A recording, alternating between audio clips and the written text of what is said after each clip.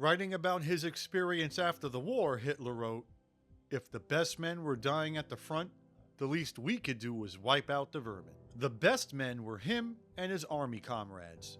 The vermin that needed to be wiped out were the Germans responsible for losing the war. At the top of the list were the so-called November criminals in Germany's new Republican government, known later as the Weimar Republic. Leaders of the Weimar Republic were members of the Social Democratic Party, the SPD. They were neither left nor right. They were, at best, centrists. But the centrists in the SPD were running a country splitting into left and right camps. Soldiers returning home from the war, like Hitler, were angry, traumatized, and unsure how they would adapt to the new country. They tended to be intensely nationalistic, overbearingly masculine, anti-Semitic, and looking for someone to blame for Germany's loss. In short, they were right-wing. Many of them formed armed bands called Freikorps. They fought in the streets against those they blamed for Germany's loss, especially communists. The SPD might have been politically centrist, but some of them had communist or socialist roots. To many right-wing Germans, even centrists were far too left-wing for them, especially centrists with leftist roots like many in the SPD. But if the SPD was far too left for the Freikorps, they were far too right for the communists. Communist groups organized workers and soldiers into councils and led those councils in an effort to overthrow them in the Weimar Republic. The most well-known communist group was called the Spartacus League. In January 1919, it looked as if the Spartacus League and other communists were on the verge of taking over the country. Is this not what happened in Russia? Didn't a weak centrist government get overthrown by communists there? The SPD and the right wing was determined not to let this happen in Germany. The Chancellor of the Weimar Republic, Friedrich Ebert, took action. He called on his Minister of Defense, Gustav Noske, to clear the communists from the streets of Berlin. And who would Noske use to clear the streets? The Freikorps. January 5th, 1919 was the start of what is called Bloody Week. Freikorps units fired into crowds of workers in Berlin. Over 150 would be murdered.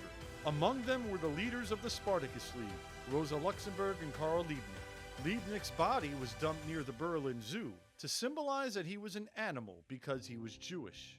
In short, an alliance of the centrist SPD and the right-wing Freikorps prevented a left-wing takeover of Germany. But now that the left wing was beaten back, it was the right wing's chance to strike.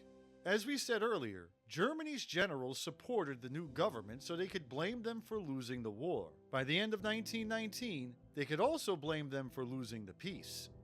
Peace returned to Europe with the Treaty of Versailles.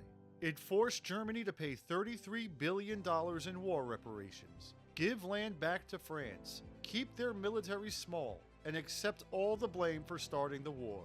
Most Germans could probably agree that the treaty was unfair, a disgrace to a mighty nation. And who signed the treaty? The Weimar Republic. This played right into the army's hands. High-ranking generals, like World War I hero Erich von Ludendorff, criticized the Weimar Republic. On top of calling them November criminals, he also accused them of stabbing Germany in the back. It was time for them to go. In 1920, Ludendorff, around 5,000 Freikorps troops, and a right-wing activist named Wolfgang Kapp led what was called the Kapp Putsch.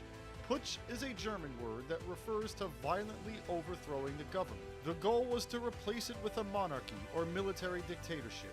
This wasn't a revolution, it was a counter-revolution.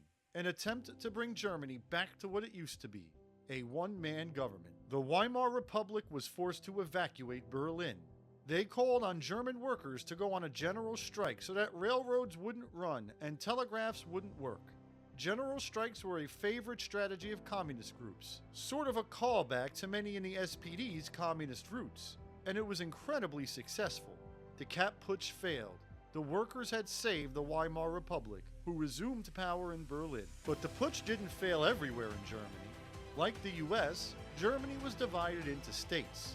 The southern German state of Bavaria had a putsch of their own and installed a right-wing government under a man named Gustav von Kahr. His ultimate dream was for Bavaria to declare independence from the Weimar Republic government.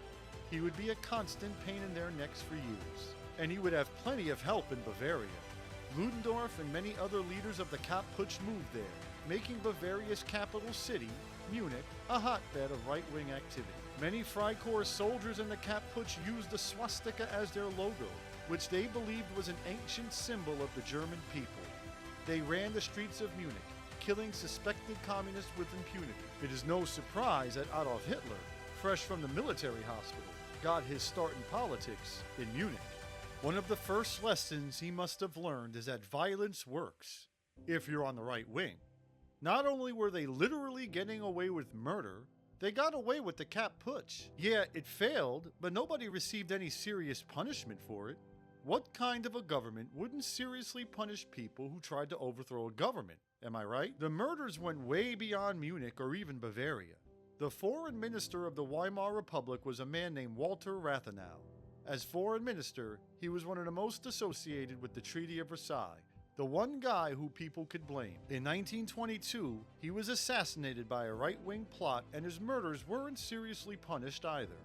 Rathenau was targeted not only because he was foreign minister, but also because he was Jewish. He was a businessman whose company profited during World War I. Didn't he make money from the deaths of millions of Germans and then sign the treaty that disgraced them? As a matter of fact, weren't many of Germany's communist leaders, like Rosa Luxemburg and Karl Liebknecht, also Jewish? Hadn't the communists always opposed the war? Hadn't they tried to overthrow the government? Germany was stabbed in the back, all right, and it was the Jews who did it. These are the types of right-wing ideas Hitler learned in Munich.